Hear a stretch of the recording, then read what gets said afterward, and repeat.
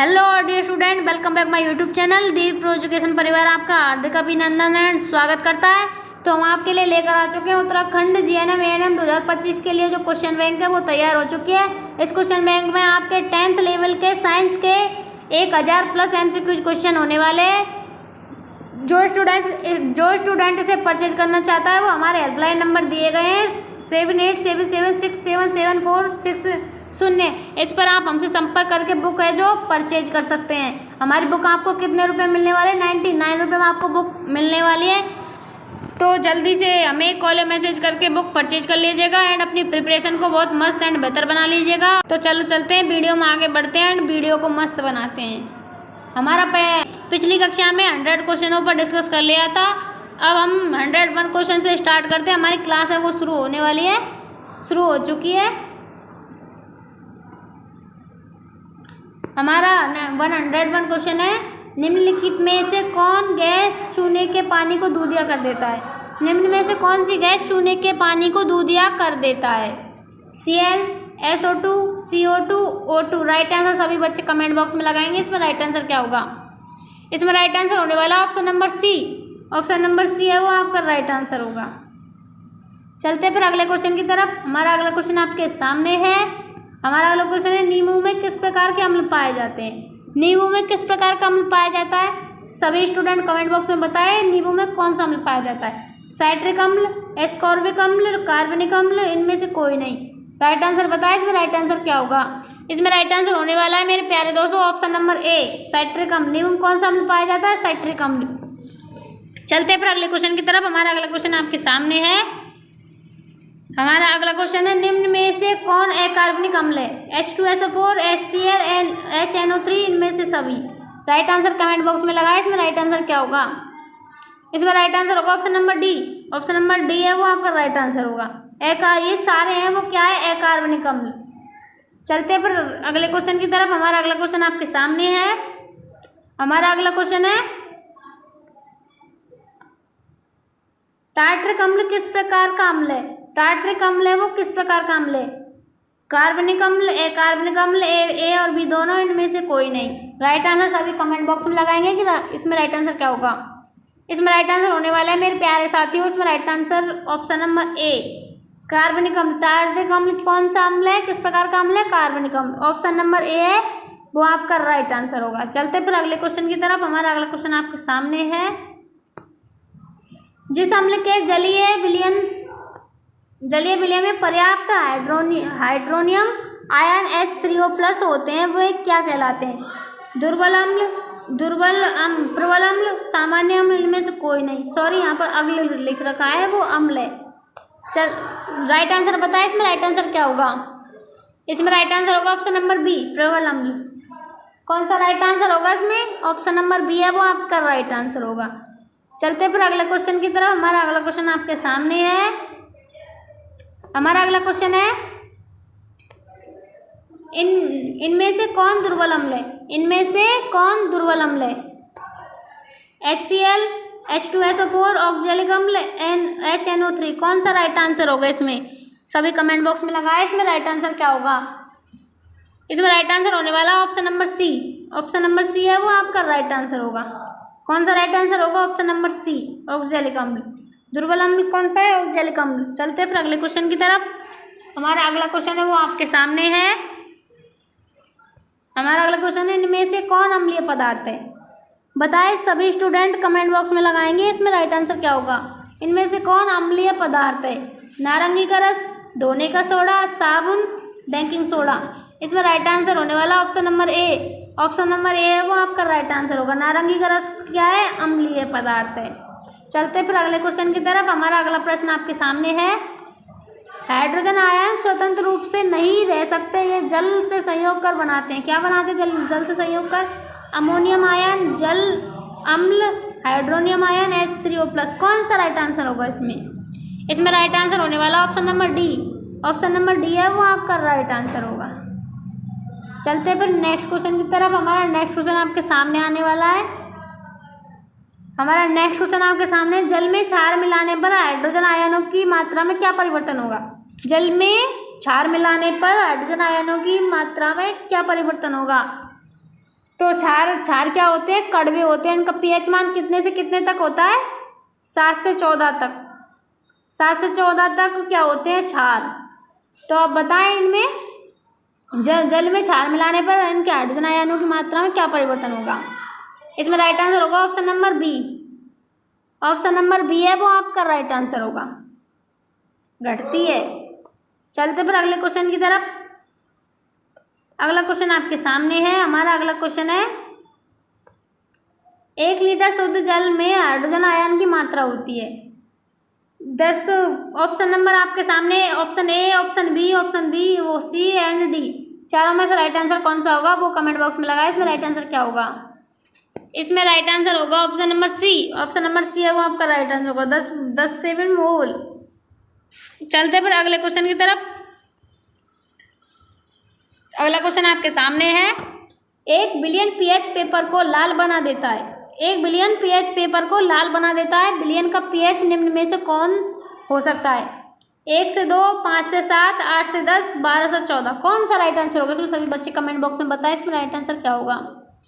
इसमें right answer होगा option number A. Option number ए वो राइट आंसर होगा, 1 से 2। 1 से 2। चलते फिर अगले क्वेश्चन की तरफ। हमारा अगला क्वेश्चन आपके सामने है। हमारा अगला प्रश्न है ताजे दूध का पीएच मान पीएच 6 होता है। दही बन जाने पर इसके पीएच में क्या परिवर्तन होगा? घटेगा, बढ़ेगा या परिवर्तित रहेगा, बहुत ज़्यादा बढ़ जाएगा? राइट आंसर सभी कमेंट बॉक्स में लगाएंगे कि इसमें राइट आंसर क्या होगा। मेरे प्यारे साथियों इसमें राइट आंसर होगा option number A. Option number A है वो आपका राइट आंसर हो जाएगा, घटेगा।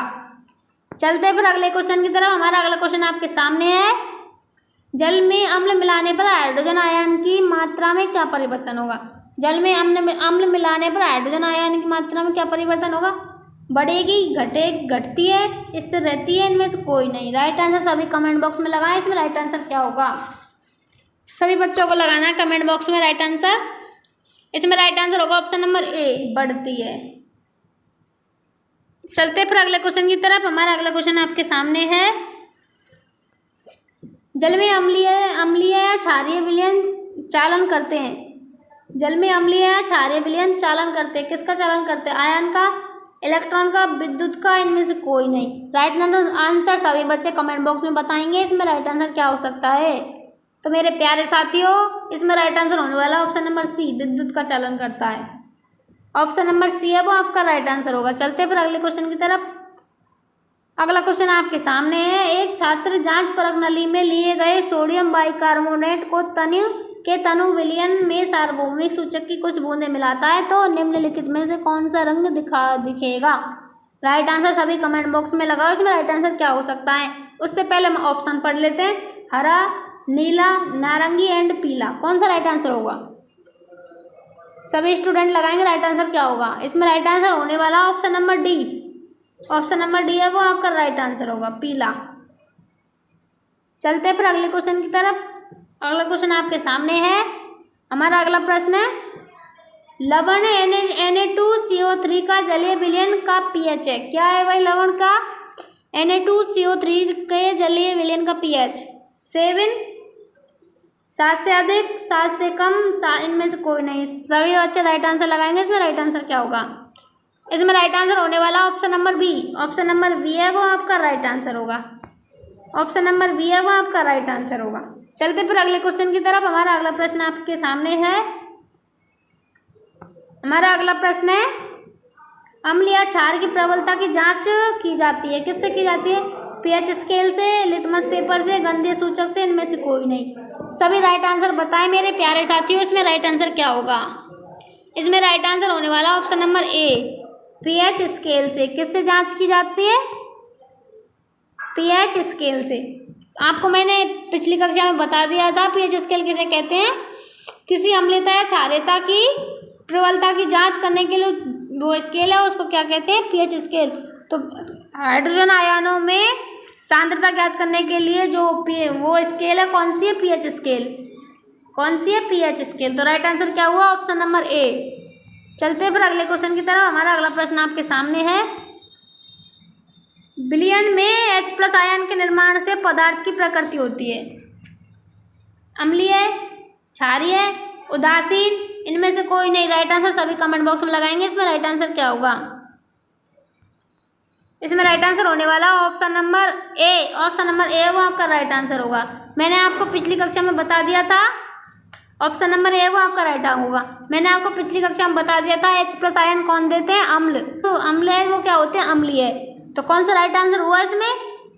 अम्लीय। क्षारीय नहीं हो सकता, क्योंकि क्षारीय तो क्या देते हैं? OH- ion. और उदासीन कितने होते हैं? 7 पे। तो ये तो हो ही नहीं सकते। तो इसमें राइट आंसर कौन सा हुआ? ऑप्शन नंबर ए। चलते हैं फिर अगले क्वेश्चन की तरफ। सभी स्टूडेंट ध्यान से पढ़िएगा एंड देखिएगा। नेटल एक शाखीय पादप है। इसके छू जाने पर डंक जैसा दर्द महसूस होता है। इस दर्द का उपचार के लिए किस पौधे की पत्ती डक वाले स्थान पर रगड़ कर किया जाता है? ये क्वेश्चन मैंने आपको बता दिया था। ये क्वेश्चन अब घुमा फिरा के वापस आ गया है, तो इसमें राइट आंसर लगा है। इसमें राइट आंसर क्या होगा?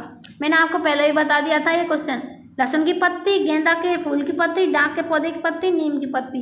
राइट आंसर सभी बच्चे लगाए। इसमें राइट आंसर क्या होगा? तो मेरे प्यारे साथियों, इसमें राइट आंसर होगा option number C. Option number C है वो आपका राइट आंसर होगा। डाक के पौधे की पत्तियां लगाकर इसको सही किया जा सकता है। मतलब जिस जगह पर नेटल का डंक लग जाता है, तो उस जगह पर हम किस पौधे की पत्ती लगाएंगे? डाक के पौधे की। चलते फिर अगले क्वेश्चन की तरफ। हमारा अगला क्वेश्चन आपके सामने है। हमारा अगला प्रश्न है, किसी विलयन में हाइड्रोजन के आयन के भिन्न सांद्रता विभिन्न रंगों में प्रदर्शित करने के लिए एक सूचक की आवश्यकता होती है। उसे क्या कहते हैं? देखिए स्टूडेंटों, यहाँ पे हाइड्रोजन के आयन होना चाहिए था, जहाँ पर मिस्टेक है थोड़ी सी। इस मिस्टेक को क्या बोलेंगे हम? आयन। क्या बोलेंगे? आयन, है ना। और यहाँ पे क्या है? सूचक की आवश्यकता की जगह जा आवश्यकता लिख रखा है। तो ये क्या हुआ? आवश्यकता है। सार्वभौमिक सूचक, लिटमस पत्र सूचक, मेथिल ऑरेंज सूचक, फिनोल्फ्थालीन सूचक। कौन सा राइट आंसर होगा इसमें? तो मेरे प्यारे साथियों, इसमें राइट आंसर होगा option number A. Option number A है वो आपका राइट आंसर होगा, सार्वभौमिक सूचक। चलते हैं फिर अगले क्वेश्चन की तरफ। हमारा अगला क्वेश्चन आपके सामने है। कुछ फूलों की रंगीन पंखुड़ियाँ किसी विलयन में अम्ल एवं क्षार की उपस्थिति को सूचित करते हैं। इन्हें किस प्रकार का सूचक कहा जाता है? लवण सूचक, अम्ल सूचक, अम्ल एवं क्षार सूचक, क्षारक सूचक। कौन सा राइट आंसर होगा इसमें? इसमें राइट आंसर होने वाला option number C. Option number C है वो आपका राइट आंसर होगा। फिर अगले क्वेश्चन की तरफ। हमारा अगला प्रश्न आपके सामने है। हमारा अगला प्रश्न है, सोडियम कार्बोनेट के जलीय घोल में मिथाइल ऑरेंज का घोल मिलाने पर घोल का रंग परिवर्तित होकर कैसा हो जाता है? सभी बच्चे कमेंट करें राइट आंसर क्या होगा?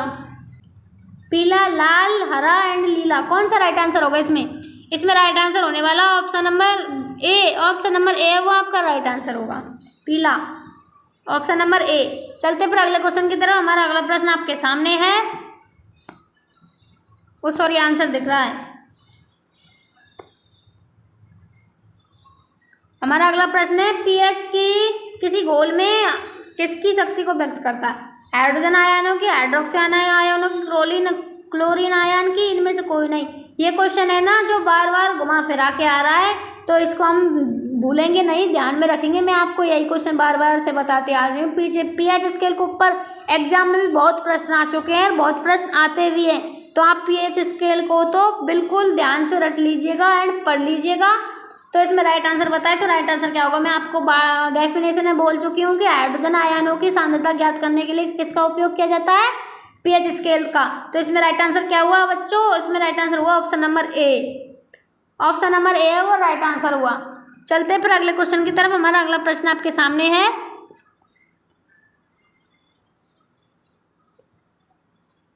हमारा अगला प्रश्न है, यदि किसी हाइड्रोजन आयन का सांद्रण 10x मोल लीटर है तो उसका घोल का पीएच मान क्या होगा?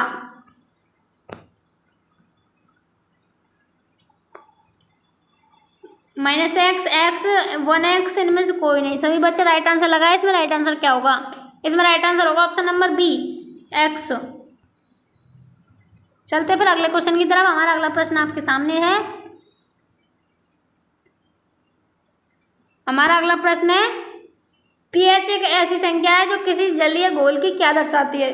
पीएच एक ऐसी संख्या है जो किसी जलीय घोल की क्या दर्शाते हैं। मैंने आपको थोड़ी सी देर पहले ही बोला था इस पीएच को, तो रट लो। क्वेश्चन बहुत एग्जाम में आ चुके हैं और बार बार आते हैं पीएच के ऊपर क्वेश्चन, तो ये तो बहुत सिंपल क्वेश्चन है। मैं आपको बार बार के बताती आ रही हूँ कि पीएच स्केल का उपयोग कहाँ किया जाता है, अम्लीयता या क्षारीयता की सांद्रता ज्ञात करने के लिए। तो यहाँ पर देखिए अम्लीयता भी है, क्षारीयता भी है, और सी ऑप्शन क्या दे रखा है, ए बी दोनों। तो राइट आंसर कौन सा हुआ बच्चों, इसमें कमेंट करो, इसमें राइट आंसर क्या होगा। इसमें राइट आंसर होगा option number C. Option number C है वो आपका राइट आंसर होगा। चलते फिर अगले क्वेश्चन की तरफ। हमारा अगला प्रश्न आपके सामने है। अगले प्रश्न को पढ़ने से पहले मैं आपको बता देती हूँ कि हम आपके लिए लेकर आ चुके हैं उत्तराखंड जीएनएम एएनएम 2025 की क्वेश्चन बैंक, वो तैयार हो चुकी है। जो स्टूडेंट इसे परचेज करना चाहता है वो हमारे हेल्पलाइन नंबर आपको यहाँ पर दिए गए हैं, तो इन पर आप हमको व्हाट्सएप मैसेज कर सकते हैं, कॉल कर सकते हैं। यदि आपको कोई डाउट या दिक्कत है तो हमें कॉल या मैसेज करके बुक परचेज कर सकते हो आप। हमारी बुक आपको 99 रुपये मिलने वाली है। बुक में 1000+ MCQ क्वेश्चन दिए गए हैं। अपनी प्रिपरेशन को बहुत बेहतर बनाइए। बुक है जो परचेज कर लीजिएगा एंड हमारे हेल्पलाइन नंबर पर संपर्क कर लीजिएगा। चलते हैं फिर अगले क्वेश्चन की तरफ। हमारा अगला क्वेश्चन आपके सामने है। हमारा अगला प्रश्न है, पीएच स्केल में 0 से 14 तक के मान होते हैं, 0 का मान क्या दर्शाता है। देखिए बार दोबारा फिर से घुमा फिरा के आ रहे हैं पीएच के ऊपर क्वेश्चन, तो इतने क्वेश्चन पीएच पे आ चुके हैं, तो आप इससे ही समझ जाइएगा कि पीएच का क्वेश्चन वो हर बार में आ रहा है, तो एग्जाम में क्यों नहीं आएगा। पीएच पे क्वेश्चन एग्जाम में 100% आएगा, 101% क्वेश्चन ये पीएच पे आएगा। तो इसमें राइट आंसर बताइए, इसमें राइट आंसर क्या होगा। मैंने आपको बताया था ना कि 0 से 7 तक क्या होता है, अम्ल, और 7 से 14 तक क्या होता है, क्षारीय, और 7 क्या होता है, उदासीन। तो आप बताएं कि पीएच स्केल में 0 से 14 तक के मान होते हैं, तो 0 का मान क्या दर्शाता है। तो 0 से 7 तक क्या होता है, अम्लीय। तो इसमें राइट आंसर बताएं, इसमें राइट आंसर क्या होगा। इसमें राइट आंसर क्या होगा, इसमें राइट आंसर होने वाला ऑप्शन नंबर बी, प्रबल अम्ल। जैसे जैसे हम 7 से नीचे आते जाएंगे तो अम्लता अम्ल जो प्रबल होता जाएगा। तो इसमें राइट आंसर क्या हुआ, प्रबल अम्ल। चलते फिर अगले क्वेश्चन की तरफ। हमारा अगला प्रश्न आपके सामने है, पीएच स्केल में 14 क्या दर्शाता है। देखो आ गए बार बार क्वेश्चन, तो इसको तो रट लेना। हमारी क्लास बहुत इंपॉर्टेंट होने वाली है आपके एग्जामों के लिए। तो इसमें राइट आंसर बताएं, इसमें राइट आंसर क्या होगा। पीएच स्केल में 14 क्या दर्शाता है, प्रबल क्षार, दुर्बल क्षार, सामान्य क्षार, इनमें से कोई नहीं। राइट आंसर सभी बताएं, इसमें राइट आंसर क्या होगा। तो मेरे प्यारे साथियों इसमें राइट आंसर होगा option number A. Option number A है वो आपका क्या हुआ, राइट आंसर। चलते हैं फिर अगले क्वेश्चन की तरफ। मैंने आपको बताया था ना कि जब 7 से ऊपर जाते जाएंगे तो क्षारीयता क्या होगी, बढ़ती जाएगी। क्या होगा, क्षारीयता बढ़ती जाएगी। चलते फिर अगले क्वेश्चन की तरफ। हमारा अगला क्वेश्चन आपके सामने है। हमारा अगला प्रश्न है, पीएच स्केल में 7 से 0 तक घटता हुआ मान घोल की किस अम्लता को बतलाता है। बढ़ती, घटती, ए बी दोनों, इनमें से कोई नहीं। पीएच स्केल में 7 से 0 तक घटता हुआ मान किस अम्लता को बतलाता है, मैंने थोड़ी देर पहले ही बताया था। और मैं आपको बार बार कहती आ रही हूँ पीएच स्केल को तो बिल्कुल रट लेना, आपके एग्जाम में 100% 100% आएगा ये क्वेश्चन। क्या क्या बतलाता है, 7 से 0, तो क्या बतलाएगा, बढ़ती हुई को। क्या होगा, बढ़ती हुई को। राइट आंसर क्या हुआ, ऑप्शन नंबर ए। चलते फिर अगले क्वेश्चन की तरफ। हमारा अगला प्रश्न आपके सामने है, पीएच स्केल में 7 से 14 तक बढ़ता हुआ मान घोल की किस क्षारीयता को बतलाता है। राइट आंसर सभी बताए, इसमें राइट आंसर क्या होगा। 7 से 14 क्या बतलाएगा, बढ़ती हुई को। मैंने अभी बताया था ना, बढ़ती हुई को। राइट आंसर क्या हुआ, ऑप्शन नंबर बी। चलते फिर अगले क्वेश्चन की तरफ। हमारा अगला प्रश्न आपके सामने है, एक विलयन जिसका पीएच 0 से 7 के बीच है, तो वह क्या है, उदासीन, क्षारीय, अम्लीय। तो मैंने बताया था ना कि 0 से 7 तक क्या होता है, अम्लीयता। तो इसमें लिख रखा है पीएच में 0 से 7 क्या होगा, अम्लीय। तो राइट आंसर कौन सा हुआ, ऑप्शन नंबर सी। चलते फिर अगले प्रश्न की तरफ। अगला प्रश्न आपके सामने है, कमेंट बॉक्स में अब तो आंसर लगाओ, सारे क्वेश्चन पीएच पे आ रहे हैं। वह विलयन जिसका पीएच 7 से 14 तक है, वह क्या है, क्षारीय, अम्लीय, उदासीन, कोई नहीं। मैंने आपको बताया था ना कि 7 से 14 क्या होता है, क्षारीय। तो राइट आंसर कौन सा हुआ, ऑप्शन नंबर ए। चलते फिर अगले प्रश्न की तरफ। अगला प्रश्न आपके सामने है, 2 विलयन ए व बी के पीएच क्रम से 2-5 है तो ज़्यादा अम्लीय कौन है। बताए भाई ज़्यादा अम्लीय कौन है। मैंने आपको पहले हिंट दी थी ना, जब हम 7 से नीचे आते जाएंगे तो अम्लीयता बढ़ती जाएगी। तो इसमें सबसे ज़्यादा अम्लीय कौन हुआ, ज़्यादा अम्लीय कौन हुआ। ए दे रखा है, ए और बी पीएच क्रम से है। तो ए तो क्या हुआ, ए है वो 2 है और बी है वो 5 है। तो कौन सा हुआ, इसमें राइट आंसर क्या होगा। इसमें राइट आंसर होने वाला option number B. Option number B है वो आपका राइट आंसर होगा। ए है वो क्या है, ज़्यादा अम्लीय है। ए मतलब 2। चलते फिर अगले प्रश्न की तरफ। हमारा अगला प्रश्न आपके सामने है, टार्टरिक अम्ल निम्नलिखित में से किसमें पाया जाता है। टमाटर में, सिरका और संतरा में। संतरा लिख रखा है, सॉरी यहाँ पे संतरा होना चाहिए था, मिस्टेक है इसमें। सिरका में, इमली में। कौन सा राइट आंसर होगा। तो इसमें राइट आंसर होने वाला ऑप्शन नंबर डी। इमली में क्या पाया जाता है, टार्टरिक अम्ल। डी है वो आपका राइट आंसर होगा। मैंने पिछली कक्षा में बता दिया था आपको ये क्वेश्चन। तो सारे क्वेश्चन है ना वो घुमा फिरा के ऐसे ही आते हैं पेपरों में। तो आपको सारे प्रश्न बिल्कुल रट लेने हैं, आपके एग्जाम के लिए मोस्ट इंपॉर्टेंट क्वेश्चन है सारे। अगला प्रश्न होने वाला हमारा, निम्न में से किसके कारण अम्लीय वर्षा होती है। ये भी क्वेश्चन बहुत मोस्ट इंपॉर्टेंट है, बहुत मोस्ट इंपॉर्टेंट क्वेश्चन है सारे। CO2 के कारण, SO2 के कारण, CO के कारण, Cl के कारण, Cl2 के कारण। कौन सा राइट आंसर होगा इसमें। इसमें राइट आंसर होगा option number B. Option number B है वो आपका राइट आंसर होगा। चलते फिर अगले प्रश्न की तरफ। हमारा अगला प्रश्न आपके सामने है, लवण बनाने में कौन सा मूलक सहायक है। ये भी क्वेश्चन मोस्ट इंपॉर्टेंट है। कौन सा मूलक, कौन सा लवण बनाने में कौन सा मूलक सहायक है। भस्मीय मूलक, अम्लीय मूलक, ए व बी दोनों, इनमें से कोई नहीं। राइट आंसर सभी बताए। इसमें राइट आंसर क्या होगा। इसमें राइट आंसर होने वाला है option number C. Option number C है वो आपका राइट आंसर होगा। ए व बी दोनों। कौन सा राइट आंसर होगा, ऑप्शन नंबर सी। चलते फिर अगले प्रश्न की तरफ। हमारा अगला प्रश्न आपके सामने है, वैसे लवण जो अम्ल और भस्म के पूर्ण उदासीनीकरण से बनते हैं कहे जाते हैं। सामान्य लवण, अम्लीय लवण, भस्मीय लवण, में से कोई नहीं। देखिए यहाँ पे अम्ल होना चाहिए जो अगले, सॉरी यहाँ पे मिस्टेक है तो इस पर हम ध्यान नहीं देंगे, इसको हम क्या पढ़ेंगे, अम्ल। तो हमारा राइट आंसर क्या होगा मेरे प्यारे साथियों, राइट आंसर बताएं। इसमें राइट आंसर होने वाला ऑप्शन नंबर ए, सामान्य लवण। कौन सा राइट आंसर होगा, ऑप्शन नंबर ए। चलते पर अगला क्वेश्चन आपके सामने है, वैसे लवण जो अम्ल के अपूर्ण उदासीनीकरण से बनते कहे जाते हैं। सामान्य लवण, मिश्रित लवण, अम्लीय लवण, भस्मीय लवण। कौन सा राइट आंसर होगा इसमें। इसमें राइट आंसर होगा ऑप्शन नंबर सी, अम्लीय लवण। कौन सा राइट आंसर होगा, ऑप्शन नंबर सी। चलते फिर अगले प्रश्न की तरफ। हमारा अगला प्रश्न है वो आपके सामने है, वैसे लवण जो भस्म के अपूर्ण उदासीन से बनते हैं। वैसे लवण जो भस्म के अपूर्ण उदासीनीकरण से बनते हैं। कौन सा राइट आंसर होगा इसमें। इसमें राइट आंसर होने वाला ऑप्शन नंबर ए, भस्मीय लवण। कौन सा राइट आंसर होगा, ऑप्शन नंबर ए। चलते फिर अगले प्रश्न की तरफ। हमारा अगला प्रश्न आपके सामने है, निम्नलिखित में से कौन अम्लीय लवण है। कौन सा राइट आंसर होगा इसमें। इसमें राइट आंसर होने वाला option number C. Option number C है वो आपका राइट आंसर होगा। चलते फिर अगला प्रश्न की तरफ। सारे क्वेश्चन आपके एग्जाम के लिए मोस्ट इंपोर्टेंट क्वेश्चन है, तो सभी बच्चे इनको तो रट ही लेना। निम्नलिखित में से कौन भस्मीय लवण है। Option number A, B and C and D. कौन सा राइट आंसर होगा इसमें। इसमें राइट आंसर होगा option number A. Option number A है वो आपका राइट आंसर होगा। चलते हैं फिर नेक्स्ट क्वेश्चन की तरफ। हमारा नेक्स्ट क्वेश्चन आपके सामने है, निम्नलिखित में से कौन सामान्य लवण है। निम्नलिखित में से कौन सामान्य लवण है। सारे बच्चे बताएं इसमें राइट आंसर क्या होगा। इसमें राइट आंसर होगा option number B. Option number B है वो आपका राइट आंसर होगा। ऑप्शन नंबर बी क्या होगा राइट आंसर। चलते फिर अगले प्रश्न की तरफ। हमारा अगला प्रश्न आपके सामने है, धातु के ऑक्साइड पर अम्ल के प्रभाव से कौन सा यौगिक उत्सर्जित होता है। ऑक्सीजन, नाइट्रोजन, धातु लवण, अमोनिया। कौन सा यौगिक उत्सर्जित होता है।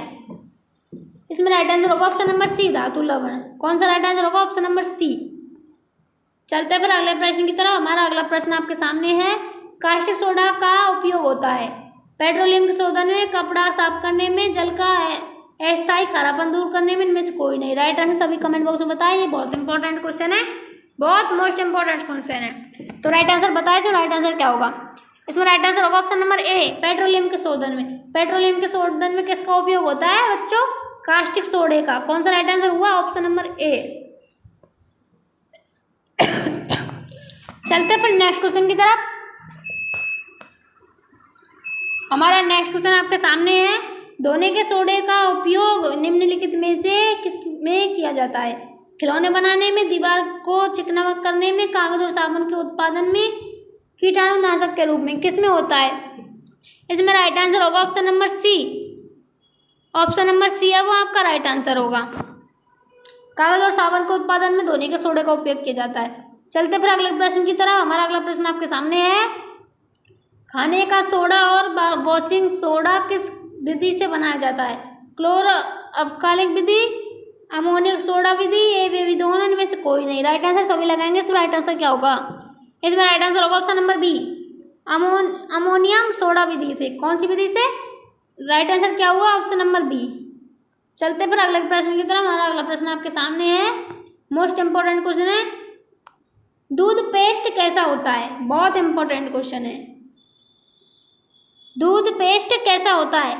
अम्लीय, क्षारीय, उदासीन, इनमें से कोई नहीं। राइट आंसर सभी बताएंगे। इसमें राइट आंसर क्या होगा? इसमें राइट आंसर होने वाला ऑप्शन नंबर बी, क्षारीय। कौन सा राइट आंसर हुआ? Option number B. दूध पेस्ट कैसा होता है? क्षारीय। तभी तो इससे दही बन जाने के बाद वो अम्लीय हो जाता है। हमारे आज की क्लास हमारी इतनी, तो मिलते हैं नेक्स्ट वीडियो में। अगर आपको हमारी क्लास पसंद आई हो तो हमारी क्लास को लाइक कीजिए, शेयर कीजिएगा एंड कमेंट कीजिएगा।